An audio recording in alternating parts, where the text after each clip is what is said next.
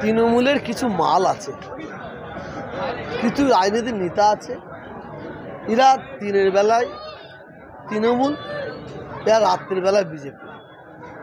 আজকে অক্ষরে অক্ষরে সেটা আমরা দেখতে পাচ্ছি। শোনেন,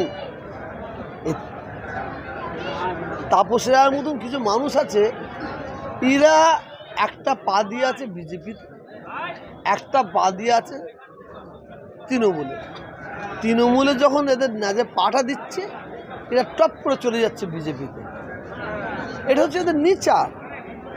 আমি আপনার সোশ্যাল মিডিয়ায় বলবো, আমি তাপস রায় বলবো না, যে কোনো রাজনীতির দলের একজন নেতৃত্ব মানুষের ভোট নিয়ে তারা প্রতিনিধি হয়েছে, মানুষের ভোট নিয়ে।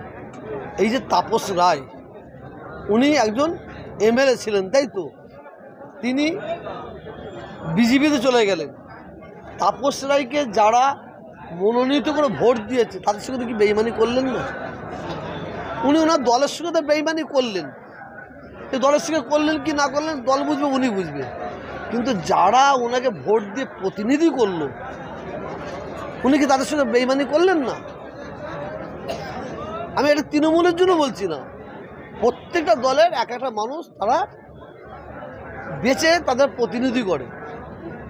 এরা তো একটা দল থেকে আরেকটা দলে যাচ্ছে, আর একটা দল থেকে আরেকটা দলে যাচ্ছে, তার মানে এরা দলের সঙ্গে বেইমানি করছে না, এরা জনগণের সঙ্গে বেইমানি করছে।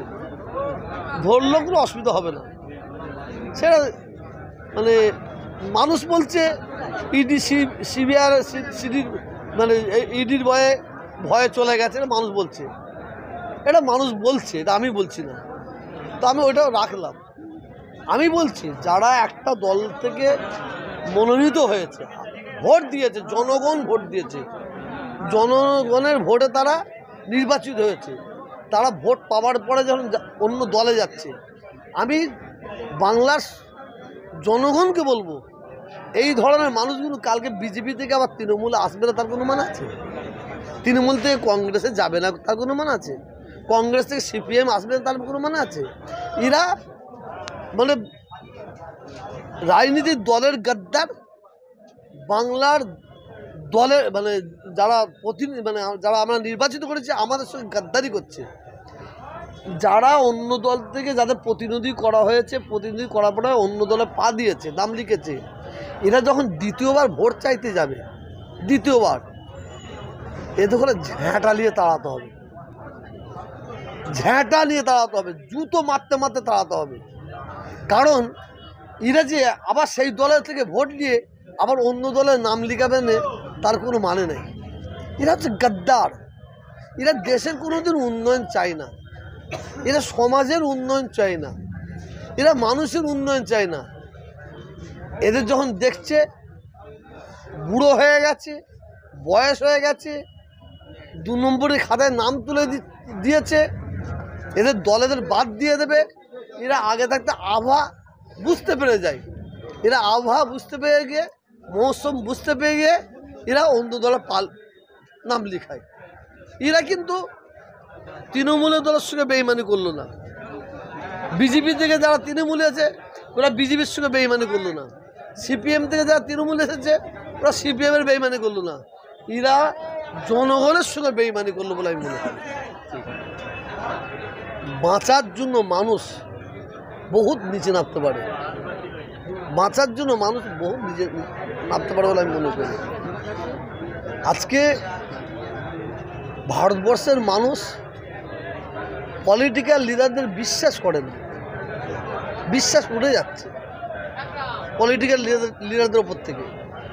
ভারতবর্ষের মানুষের, বাংলার মানুষের আস্থা আছে, বিশ্বাস আছে ভারতের আইনের ওপরে। এই আইনের ওপর যে বিশ্বাস ছিল, আজকে অভিজিৎ গাঙ্গুলির জন্য বিশ্বাসটা মানুষের শেষ হয়ে যাচ্ছে বলে মনে করি। অভিজিৎ গাঙ্গুলি উনি একজন জজ ছিলেন, উনি যে এইভাবে হুঙ্কার টুঙ্কার দিয়ে উনি যে বিজেপির খাতায় নাম লিখলেন, এটা আমি মনে করি অনেক জজ যারা আছেন তাদের মাথায় হ্যাট করলেন, তাদের ঘরে ছোট করলেন। কেন জজ সাহেবদের সম্মান বিরাট। জজ সাহেবরা যখন তারা প্রাক্তন হয়ে যায় তা সত্ত্বেও তারা সম্মান পেয়ে যায়। তো আজকে মানুষ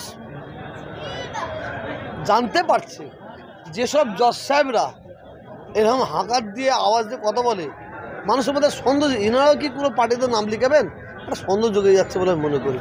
দেখেন, নকল মালের ওপর লেখা আছে নকল হইতে সাবধান। যিনি নকল মাল তৈরি করেছেন করে তিনি আবার লেবেল মারছেন নকল হইতে সাবধান। অভিজিৎ গাঙ্গুলি উনি একজন হাইকোর্টের জজ ছিলেন, তার জন্য মানুষ মুখে কুলুপ বেঁধেছিল, কোনো কথা বলছেন না। তো অভিজিৎ গাঙ্গুলি উনি মানুষের কাছে কি ভগবান হয়েছেন, কি হয়েছেন, এইবার উনি বুঝবেন, এইবার উনি বুঝতে পারবেন। এরা যখন এত এইভাবে কথা বলছিল অভিজিৎ গাঙ্গুলি, তখন মানুষের মধ্যে একটা জিজ্ঞাসার চিহ্ন ছিল। উনি জজের আসনে বসে আছে, উনি যেভাবে হুমকিমূলক কথা বলছেন জজের পাহাড়ে বসে, উনি কি কোনো পার্টির তামাক খেয়ে কথা বলছেন নাকি? এটা বাংলার মানুষের মধ্যে একটা সন্দেহ ছিল, সে সন্দেহটা প্রকাশ হয়ে গেছে, এইটা বলতে পারি।